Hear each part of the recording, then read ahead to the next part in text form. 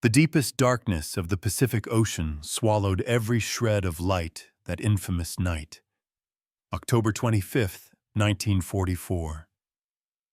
Beneath a sky heavy with the promise of unseen violence, two colossal shapes cut through the inky waters of the Surigao Strait, steel behemoths steaming with an almost defiant confidence. Aboard them, thousands of Japanese sailors, their faces grim but resolute, believed they were on the precipice of delivering a decisive, crushing blow to the American forces. Their commander, Vice Admiral Shoji Nishimura, a man forged in the crucible of naval warfare, carried the immense weight of his orders with stoic resolve. He understood the odds were stacked against him, that his mission was fraught with peril, but in the unwavering code of honor that defined his very being, there was no turning back. Duty, above all else, demanded he follow this path, even to its bitter, unyielding end. What neither Nishimura nor his dedicated crews could possibly fathom was that they were not merely sailing into battle. They were steaming headlong into the most meticulously crafted, utterly devastating naval ambush in American history. Ahead, lurking in the impenetrable darkness, like spectral guardians of a forgotten promise, lay 6 American battleships. And the significance of 5 of those ships cannot be overstated. They were iron phoenixes, resurrected from the mud and fire of Pearl Harbor, their twisted hulls repaired, their scars hidden beneath new armor, their guns now loaded not just with shells, but with 3 years of simmering rage, an unquenchable thirst for retribution. This is more than just the story of the Battle of Surigao Strait, the last time battleships would ever clash in open combat, a monumental twilight of an era. It's a profound narrative about revenge, ingenuity, desperation, and the stark collision of 2 vastly different philosophies of war. It's about how America, through a masterclass in tactical brilliance and a chilling display of industrial might, transformed what was intended to be Japan's desperate moment of triumph into their most complete and absolute naval catastrophe. And in recounting this pivotal chapter, we'll explore not only the audacious strategy, but the human elements, the fear, the resolve, the profound moral dilemmas faced by commanders on both sides, and the enduring legacy of a moment when the ghosts of the past finally found their bloody peace. To truly grasp the monumental scale of what was about to unfold in that narrow Philippine Strait, we must first cast our minds back 3 years to a tranquil Sunday morning that erupted into an inferno. December 7th, 1941. That date, etched into American memory as a day of infamy, marked a moment of shocking vulnerability, a psychological wound that would shape the nation's resolve for years to come. On that fateful morning at Pearl Harbor, wave after wave of Japanese torpedo bombers and dive bombers descended, catching the American Pacific Fleet in a state of utterly complacent unpreparedness. The very pride of the U.S. Navy, 7 colossal battleships, moored majestically along what was tragically dubbed Battleship Row, transformed almost instantly into stationary targets, easy prey for the skilled Japanese aviators. For the Japanese, it was hailed as a great victory, a stunning tactical success that temporarily crippled American naval power in the Pacific. For America, it was a moment of profound humiliation, a violent awakening to the grim realities of total war. The scene was one of unimaginable devastation. The USS West Virginia, a proud giant, took 7 torpedoes and 2 bombs, sinking rapidly into 40 feet of harbor mud, her superstructure engulfed by raging oil fires. Her sister ship, the USS California, struck by 2 torpedoes, slowly succumbed over several agonizing days, eventually resting on the harbor floor. The USS Tennessee, miraculously not sunk, found herself trapped behind the sunken West Virginia, her deck and superstructure scorched by the cataclysmic explosion of the USS Arizona. The Maryland and Pennsylvania, though damaged, managed to remain afloat, but the Oklahoma capsized completely, trapping hundreds of men inside her inverted hull, a horrific fate. And then there was the Arizona, her forward magazine detonating in a monstrous fireball that tore the ship in half, sending a geyser of smoke and fire hundreds of feet into the sky. That image, the twisted wreckage, the burning oil slick, the unimaginable loss of life, became the enduring, searing symbol of American defeat, a wound in the national psyche that cried out for justice. But here, precisely here, is where the Japanese miscalculated, fundamentally misunderstanding the deep currents of American character and capability. They hadn't factored in the sheer, unyielding force of American industrial might, nor the unquenchable, deeply personal thirst for revenge that simmered beneath the surface of every American sailor, every factory worker, every citizen. While Japan, a nation with limited resources, struggled desperately to replace its losses in men, ships, and aircraft over the next 3 years, America embarked on a monumental undertaking, performing what can only be described as mechanical miracles on an unprecedented scale. One by one, the dead battleships of Pearl Harbor were raised from their watery graves, painstakingly rebuilt, and then, astonishingly, reborn. This was no mere repair job. It was a profound act of national will. Imagine the sheer engineering feat. Divers working in murky, oil-fouled water, welders patching massive holes, pumps ceaselessly working to expel tons of seawater until these giants could be refloated and towed to dry docks. And once there, they didn't just get fixed, they were fundamentally transformed. The USS West Virginia, for instance, spent 2 years undergoing a radical reconstruction. She emerged not as the old battleship that had sunk, but as a thoroughly modernized warship.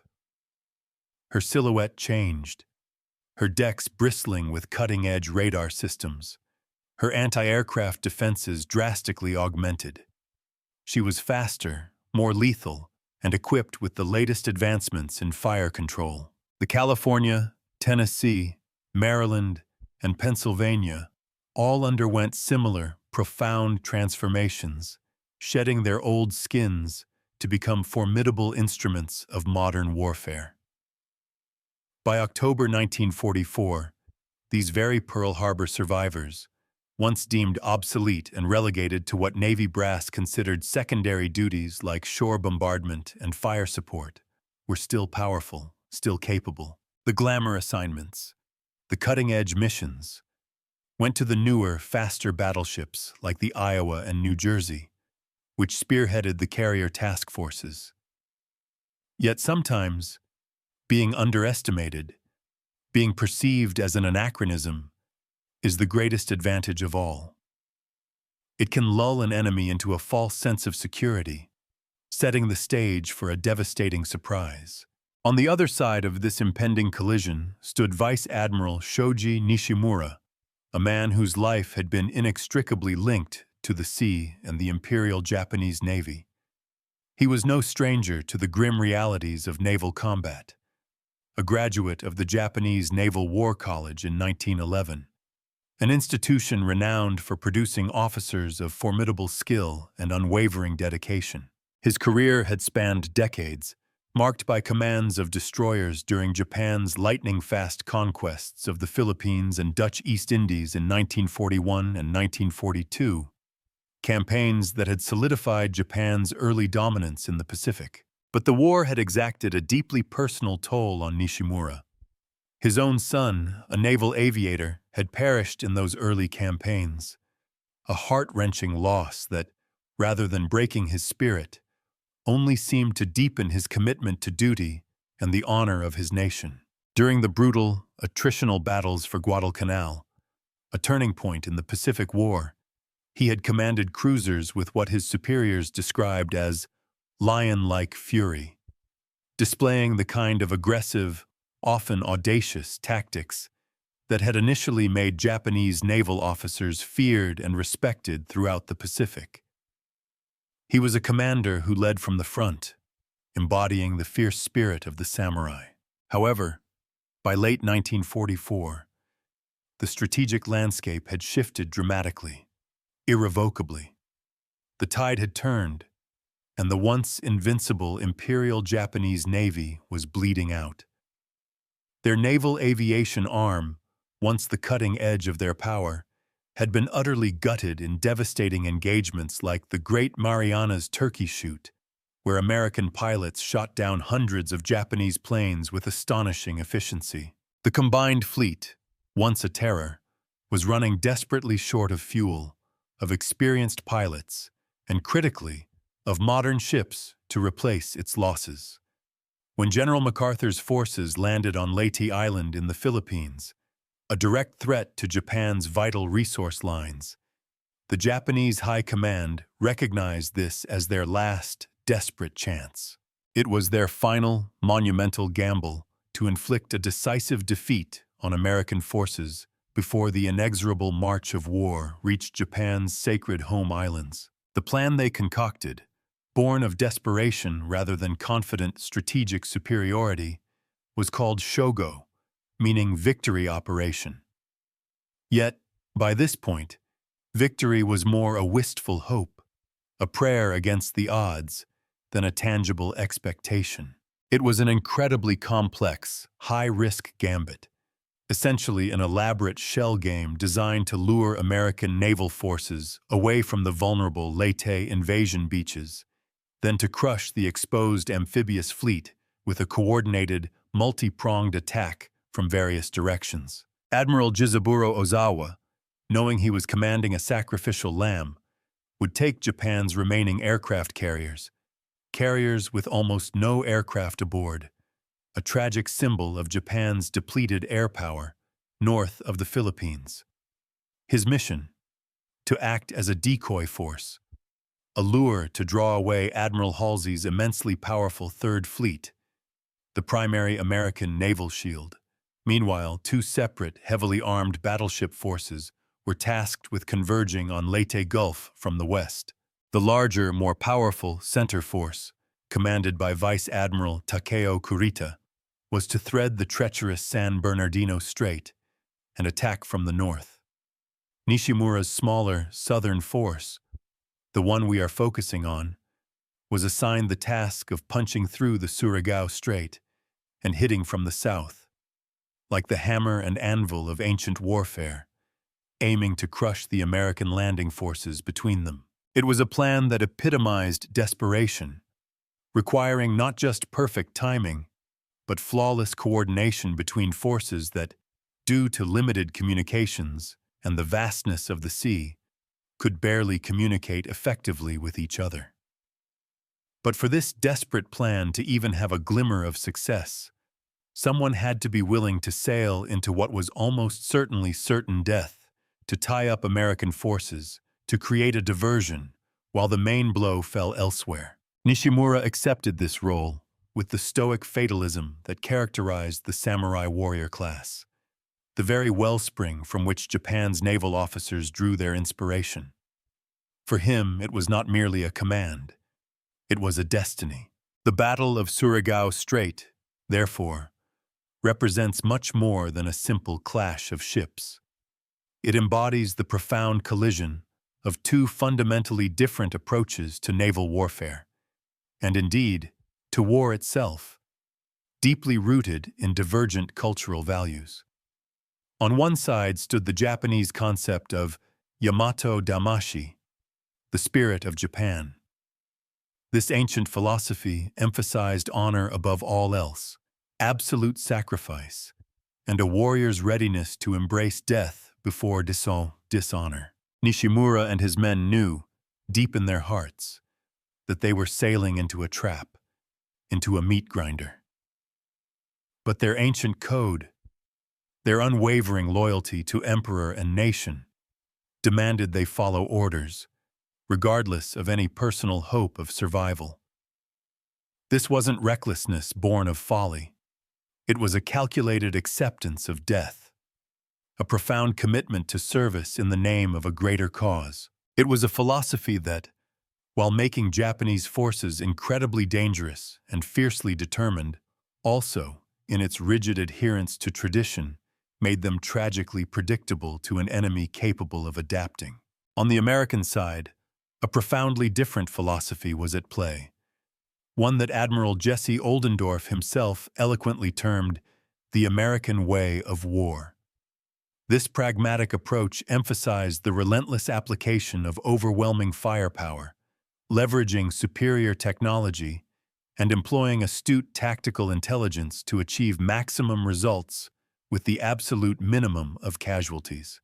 Where Japanese tactics often glorified spiritual strength, individual heroism, and a willingness to die, American doctrine focused meticulously on coordination, flawless communication, the relentless pursuit of technological superiority, and the efficient, almost surgical, application of superior resources.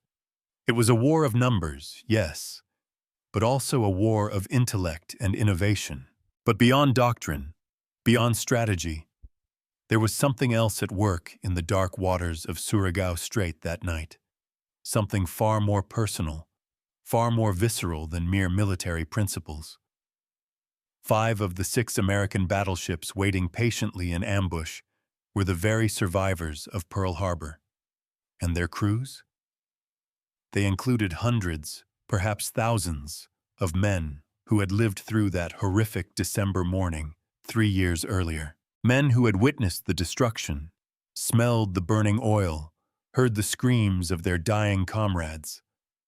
For them, this wasn't just another naval engagement, not merely a duty to be performed. This was a settling of accounts, a long-awaited moment of reckoning. This was their chance, their sacred obligation, to balance the ledger of American honor, a ledger that had been so savagely bloodied at Pearl Harbor. The term revenge doesn't quite capture the depth of emotion. It was a deep, unyielding need for justice, for retribution that transcended simple anger. The tactical situation perfectly mirrored these competing philosophies, showcasing their strengths and fatal weaknesses. Nishimura, adhering to established Japanese naval doctrine, approached in a single-file formation. This traditional approach, while maximizing the individual ship's ability to fire its forward guns, tragically left his entire force vulnerable. It presented a long, narrow target, an almost perfectly exposed line to a concentrated attack. Oldendorf, on the other hand, deployed his ships in what naval tacticians call crossing the T, a maneuver considered the holy grail of naval combat. This allowed his entire battle line, all his main guns, to fire full broadsides at the approaching enemy, who could only respond with their comparatively limited forward armament. It was a classic, devastating tactic, a triumph of strategic positioning. This wasn't just about ships and guns. It was a vivid illustration of two cultures' profoundly different approaches to technology and warfare itself. The Japanese battleships, Yamashiro and Fuso, though modernized, were fundamentally veterans of World War I. They relied on optical range-finding, trained eyes peering through telescopes, and the individual skill of gunners. While these men were undoubtedly brave and skilled, their technology was, by 1944 standards, antiquated. The American ships, by stark contrast, bristled with the most advanced radar systems of the era. These sophisticated instruments could track and target enemies in complete darkness, through rain, through smoke, with a devastating, almost inhuman accuracy. The ability to see in the dark when your enemy was blind was not just an advantage. It was a game changer, fundamentally altering the calculus of night combat. Rear Admiral Jesse Oldendorf was, without hyperbole, precisely the right man in the right place at precisely the right moment in history. A stocky, unassuming Californian known affectionately to his friends as Uli, he was a 1909 graduate of the Naval Academy, an institution that had instilled in him a profound understanding of naval strategy.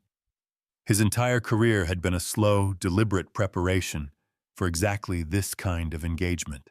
Unlike many American admirals who had risen through the ranks of the burgeoning submarine service or the glamorous world of naval aviation, Oldendorf was a quintessential surface warfare specialist. He understood the deadly, intricate ballet of battleship combat, the geometry of gunnery, the nuances of fleet maneuvering, better than almost anyone alive. His expertise wasn't flashy, but it was rock solid, earned through decades of dedicated study and practice. When word finally came that Japanese forces were approaching through Surigao Strait, Oldendorf found himself commanding a force that represented the concentrated might of American industrial power, combined with years of hard-won tactical experience. His fleet comprised 6 battleships, 8 cruisers, 28 destroyers, and an astonishing 39 motor torpedo boats, a total of 81 warships against Nishimura's mere 7. On paper, the numbers were overwhelming, almost cruel in their disparity. But numbers alone, as Oldendorf well knew, don't win battles. The confined, tricky waters of Surigao Strait would actually limit how many ships could effectively engage at any given time. This was not an open ocean brawl. It was a narrow gauntlet. Oldendorf's genius lay not in simply having a larger force, but in how he orchestrated the coming battle. He didn't just form a battle line and blaze away. He conceived and executed a layered, multi-stage defense that would systematically strip away Nishimura's forces piece by piece, like peeling an onion, before the main engagement even began. It was a masterpiece of tactical planning, a textbook example of asymmetric warfare. First, a swarm of PT boats, tiny but agile, would spearhead the attack. Their mission was twofold: to spot the approaching Japanese, report their precise position and composition with their newly effective radar, and then, if possible, to launch torpedoes, sowing confusion and damage. These daring small craft were the eyes and the initial stinging bite of the ambush. Then, the destroyers. These sleek, fast warships would make high-speed torpedo runs from both flanks, leveraging their superior radar and speed to strike hard and disappear into the darkness before the Japanese, with their inferior optical targeting systems, could effectively respond. These were hit-and-run attacks designed to decimate the Japanese screen and soften the battleships, forcing them to take evasive action, breaking their formation, and making them even more vulnerable. This was a psychological battle as much as a physical one, designed to erode Japanese morale and capability before the main event. Only after these preliminary, brutal attacks had done their devastating work, only after Nishimura's formation was shattered and his ships damaged, would the battleships engage. And when they did, they would be perfectly positioned, the ultimate execution of the classic crossing the T formation, a maneuver that every naval officer studied in textbooks, dreamed of executing, but few ever had the chance to perform in actual combat. It was a historical moment in the making, but even a genius like Oldendorf faced a critical limitation, a vulnerability that could have derailed his entire plan: ammunition. His battleships had been tirelessly conducting shore bombardment missions for days, supporting MacArthur's grinding Leyte landings. Their magazines, consequently, were loaded primarily with high-explosive shells, designed to destroy land targets, bunkers, and enemy troop concentrations. Only about 23% of their available ammunition consisted of armor-piercing shells, the specialized ordnance required to penetrate the thick, hardened steel armor of enemy battleships. This meant the American ships would have to make every single shot count. There would be no prolonged, casual slugging match. This would be a swift, decisive annihilation. The solution to this ammunition challenge was elegant in its simplicity, a testament to Oldendorf's adaptive mind.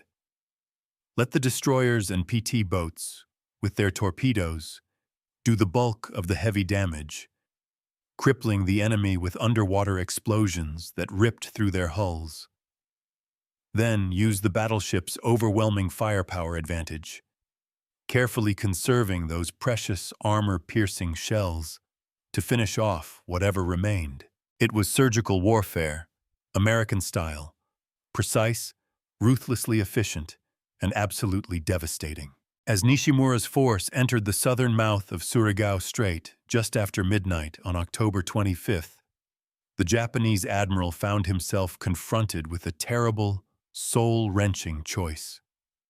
It was a dilemma that illuminates the profound moral complexities of military command in wartime.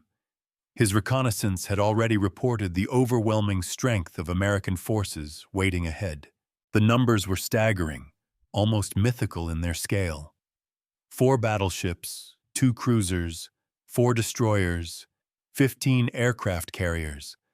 Though this specific number might have been an overestimation or a misidentification of other forces, 14 PT boats, and 80 transports. Regardless of the exact count, the message was clear.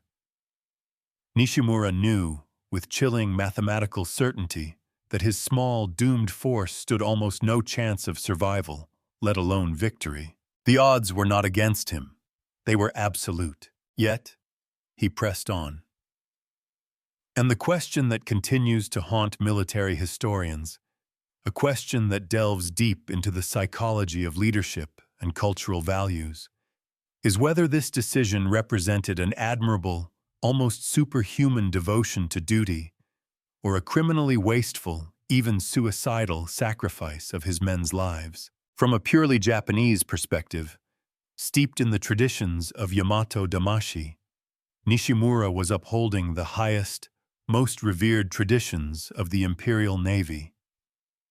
He was facing impossible odds without flinching, buying precious time for his comrades in Kurita's force with his own blood, demonstrating unwavering loyalty and courage. His advance was an act of profound self-sacrifice, an embodiment of the samurai spirit. But from a Western viewpoint, driven by pragmatic outcomes and the preservation of resources and lives, his decision appears almost suicidal, a tragic waste of good ships and brave sailors in service of a cause that was, by all logical measures, already hopeless. This clash of interpretations reveals the chasm between their respective military philosophies. The moral weight of this decision becomes even heavier when we remember that Nishimura's own son had already died in the service of Japan's war effort. Did this personal grief drive the admiral to seek his own glorious death? A reunion with his fallen son in a final heroic charge? Or did it, conversely, strengthen his resolve, hardening his will to ensure that other sons, other sailors, would not die in vain, even if it meant his own annihilation? The historical record offers no clear, definitive answer, only the stark, undeniable fact that Nishimura chose to continue north, knowingly, deliberately, into waters he knew were teeming with enemies. It was a choice that sealed his fate and the fate of his command. On the American side, Oldendorf too faced his own set of moral calculations, albeit vastly different ones. His force was so overwhelmingly superior, so technologically advanced, so perfectly positioned, that the coming battle would be less a fair fight and more akin to a carefully orchestrated execution. "If my opponent is foolish enough to come at me with an inferior force," he later remarked, with characteristic pragmatism, "I'm certainly not going to give him an even break." And this sentiment encapsulated the practical wisdom of American military doctrine. Use every advantage, waste no opportunities, and, crucially, preserve your own men by destroying the enemy as efficiently and decisively as possible. It wasn't about heroism in the face of overwhelming odds for Oldendorf. It was about overwhelming the enemy. Yet, even among Oldendorf's highly disciplined subordinates, some wondered whether they were crossing a subtle but significant line, moving from military necessity into something approaching cruelty. Captain Jesse Coward, who commanded one of the destroyer squadrons, was a veteran of brutal night actions off Guadalcanal. He knew firsthand how deadly, how fanatically effective Japanese forces could be when given even the smallest advantage. He had no intention of giving them that chance now. The memory of those close-quarter brawls was too fresh. But even he, along with some other American officers, was troubled by the sheer, almost unthinkable disparity in forces. It wasn't a duel. It was a massacre waiting to happen. How much force was too much? The broader strategic question that hovers like a shadow over the Battle of Surigao Strait is whether such overwhelming force was even necessary at all.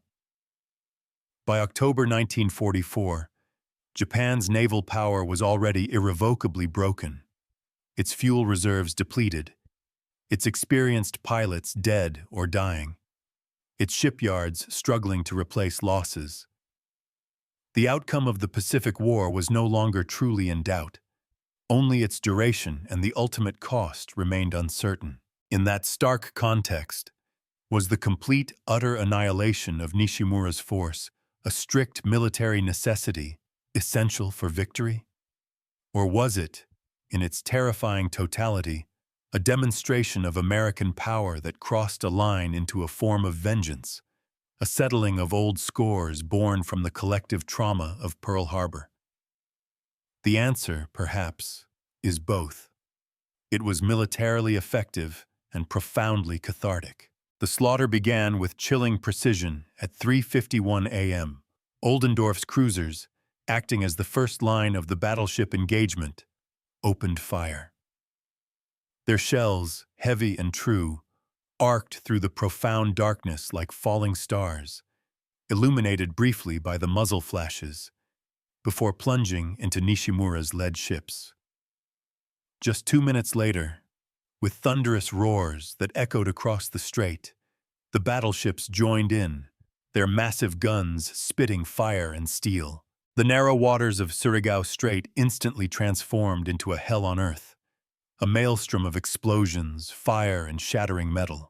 Imagine the scene aboard the USS West Virginia, the same battleship that had been ripped apart and sunk at Pearl Harbor.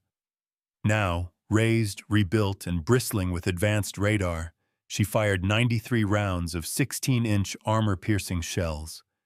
Her crew, many of whom had seen her go down, watched as her shells found targets they could track perfectly with radar, even in the absolute pitch black of the night. The ghosts of Pearl Harbor, indeed. The Tennessee and California, their own Pearl Harbor scars now hidden beneath new steel, added their voices to the deafening thunder, a chorus of retribution that echoed across the water.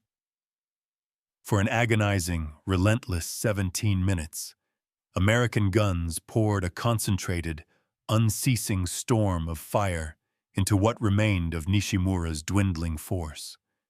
The firepower was unimaginable, hundreds of shells raining down simultaneously. Aboard his flagship, the Yamashiro, Admiral Nishimura, incredibly, was still alive on the bridge.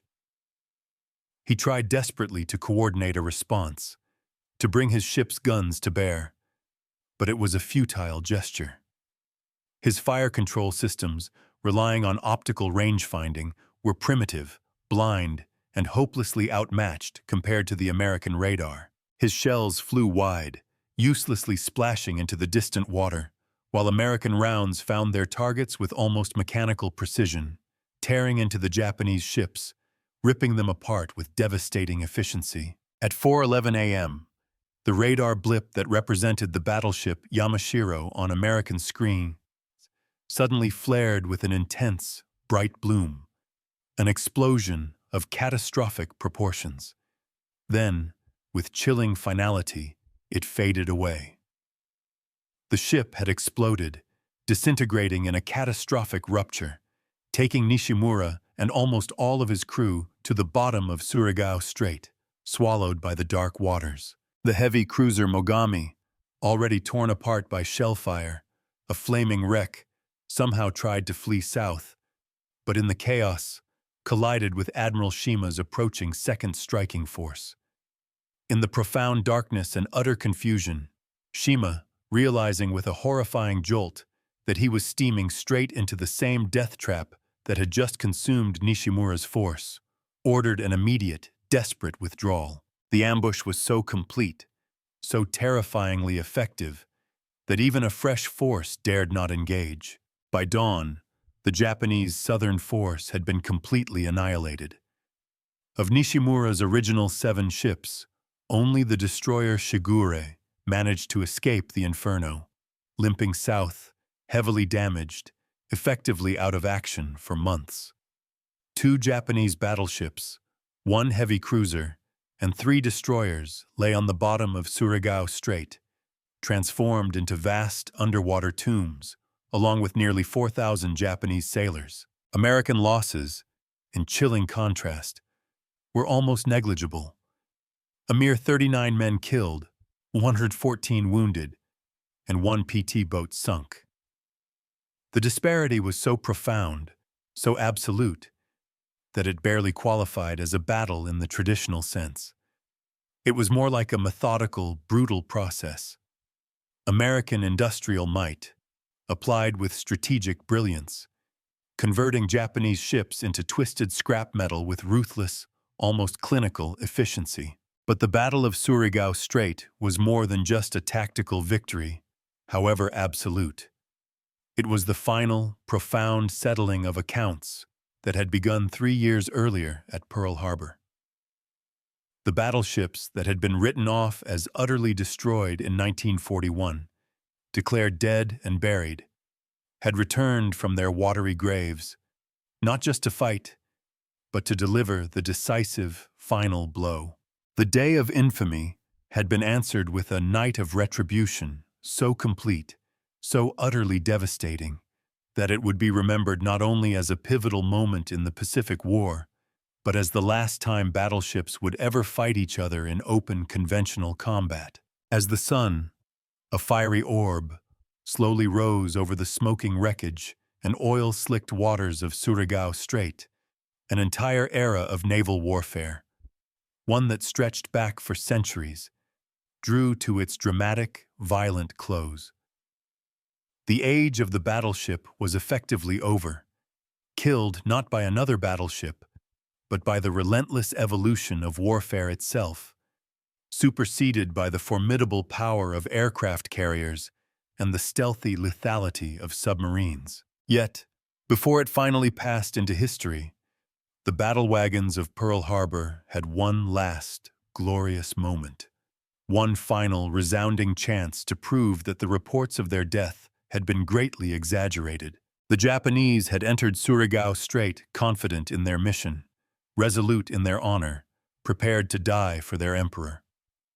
They left it as submerged monuments to American vengeance, and as a stark, chilling warning to any nation that might foolishly think America would ever forget its defeats, or fail to exact a full, unforgiving price. In the dark, unforgiving waters of the Philippines, the ghosts of Pearl Harbor had finally, irrevocably, found their peace.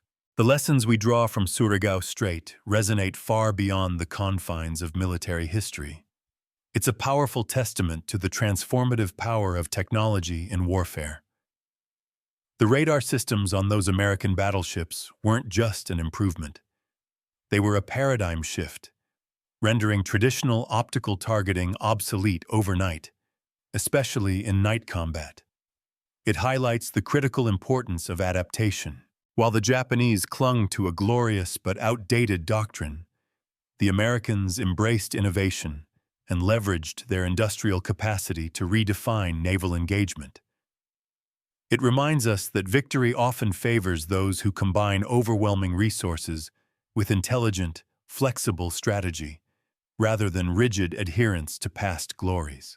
But perhaps most profoundly, Surigao Strait speaks to the enduring human elements of conflict, the deep-seated desire for retribution, the immense pressure of command decisions that literally hold thousands of lives in the balance, and the brutal, often tragic, cost of uncompromising honor.